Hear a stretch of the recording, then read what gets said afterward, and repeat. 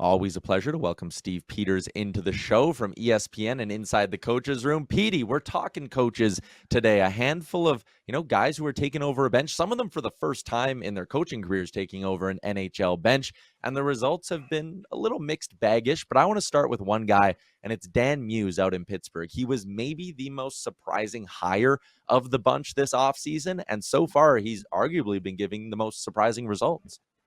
Yeah, he's a guy that when you look at, the new coaches coming into the league this season, he's a guy that you look at his resume and you go, he's been on NHL benches for years, but he's predominantly, worked with younger players. He worked the USNDP for years and had a lot of success with young players and working with young players. So you give him to the Pittsburgh Penguins, one of the oldest teams in the league with Crosby and Malkin and Letang and Carlson, and go, good luck, buddy. But honestly, the Pittsburgh Penguins have done extremely well in almost all metrics. They've increased goals for. They've gone down in goals against. Their power play is better. Their scoring is up. And this is a team that when you look at their record last year, they got 6 points. I know, 6 points through 7 games. Now they have 10. And it's a team that I thought was regressing, and they've done much better under Dan Muse. It's been one of the bigger surprises for the new coaching staffs across the league.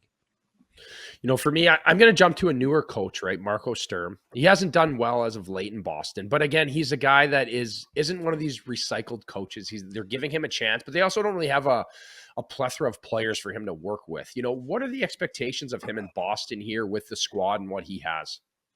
Yeah, I think this is tough. It's a tough spot for Marco Sturm. He's a guy that knows the organization. The organization trusts him and really likes him.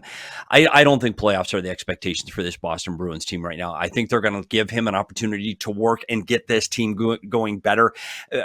They did start hot, and you looked at Pasternak's one of the guys you need to get on the score sheet, and he's been better offensively than he finished the season last year. He is going to be the guy that drives the offense, and he seems to be working well with Marco Sturm. But Marco Sturm's getting this Boston Bruin team back to Bruin identity. They're really good along the walls. They're a lot more physical. They're third in hits per 60 right now in the NHL. So they're trying to become that big bad Bruins that they used to be.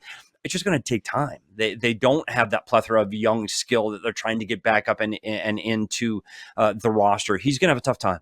They're 28th in goals for last year. They've moved up to 16th, so they're creating more offense. It's something they really wanted to do there. But one thing when you watch him coach, this team is trying to defend better, and their defense are backing out of the zone and defending the rush versus trying to hold that blue line. You see so many teams like Florida and Carolina holding the blue and being very aggressive on that gap. Look for Boston to back off.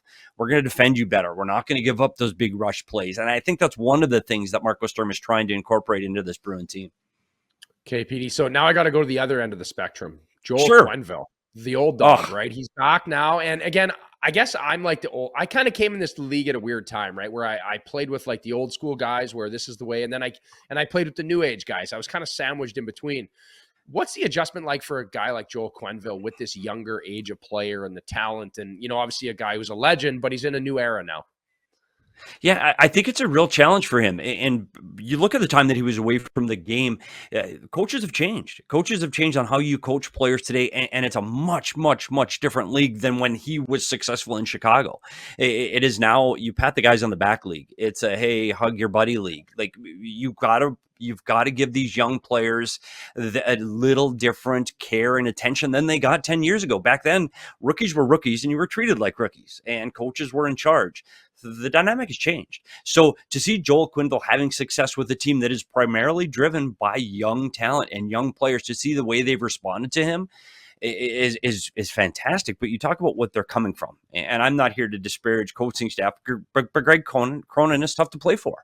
He was a guy that was very demanding. He was a black and white coach that this is the way we're going to play. He was tough to play for, and that can be a struggle for young players. That can be something they're not used to being pushed in that particular way. So I think this has been a breath of fresh air getting Joel Quenneville in there, and I do think this team is playing much better under him. They're more structured. They're more disciplined.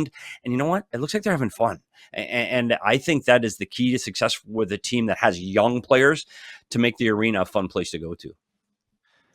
I want to kind of follow up on that a little bit because, we laughed when we did our awards previews this year that, does the Jack Adams Award really ever go to the best coach in the NHL?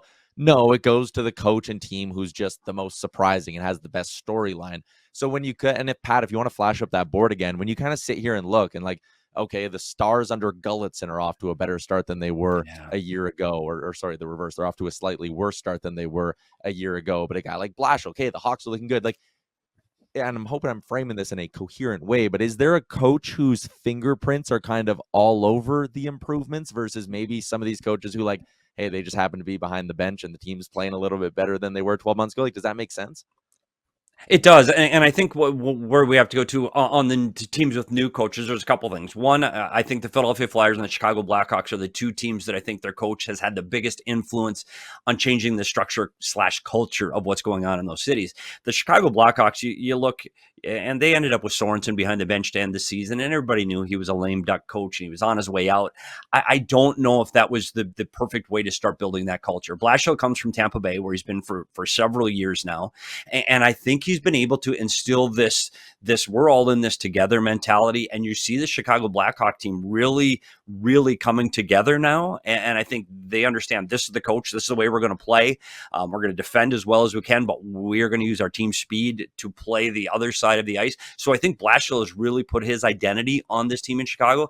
And when you look at Rick Tocchet and what they've done in Philadelphia, I know the record isn't like they're way ahead of where they were a year ago, but I think over time, this team, you're starting to see these players play a little bit more free. And under John Tortorella, I really like John Tortorella, by the way. I think he's an outstanding coach, but Tocchet's approach to this team is a little different. Tocchet is a one-on-one coach. He wants to spend more time with players and help them get to their best, and it's through positivity. And I think you've seen it in Trevor Zegras' game. I think he's starting to play better. Michkov will come along, I think, but you're seeing guys like Noah Cates and Bobby Brink are playing so much better in Philadelphia. I think those two teams, although I don't think either one's a playoff team this year, I do think you're seeing these coaching staffs help these teams be better and take steps forward through their rebuilds. Yeah, go ahead. I guess the only thing I wanted to, I guess where I go with it, my head goes with this, and I think of the Toronto Maple Leafs. How long does it take for you, like when you're breaking down video and a new coach is in there, PD, how long do you start to see the actual system change, right? Because training camp is so fast. There's no time to practice. Like, what is the sample size for us to really give these coaches leashes to like transform a team into a different system? I think you're seeing that across the league with some of these coaches right now, especially, you look at Dallas and a team that's really struggling defensively. It's a team that's had a coach for a long period of time that are veteran players that are playing a certain way. And to change a system from a man-on-man to a zone defense, for example, it's hard. And the more veteran the player, the harder it is to break those habits. And I think that's what you're seeing in Dallas. It does take time. And I remember when Rick Tocchet came to the Arizona Coyotes, we lost 11 straight. And the problem with what Rick Tocchet was trying to do, he was literally trying to change every system all at once. And so the players were overwhelmed and they just couldn't play. They were too much thinking. They couldn't react.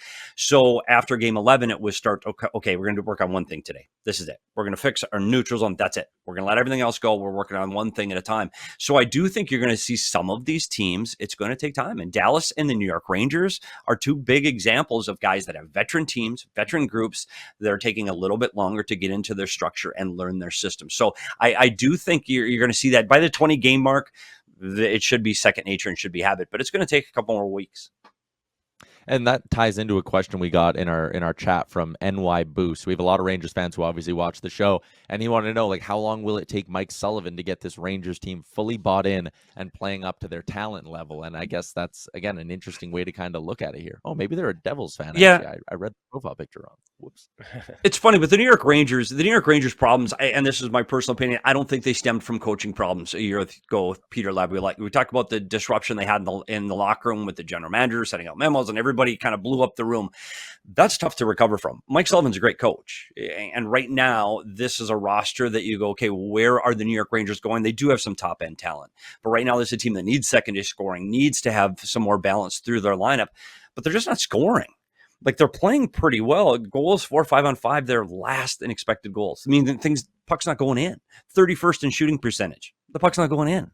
And you look at the high danger shot for in the league, they're second. Like, they're getting the opportunities. They're just not going in. So when you look at Mike Sullivan, what have they done? Well, their goals against is down. Their goaltender's playing as well as he possibly can play. They're generating more offensive opportunities. They're just not going in. That's not sustainable over time. The puck's going to go in. This Ranger team is going to be better. But for Rangers fans out there, don't be too excited because this roster is still flawed. I think there are still some concerns inside the room on what this team is going to be long-term, but it's not going to be because of their coach. I think those puck is going to start going in, and I do think this team is going to start to climb in the standings.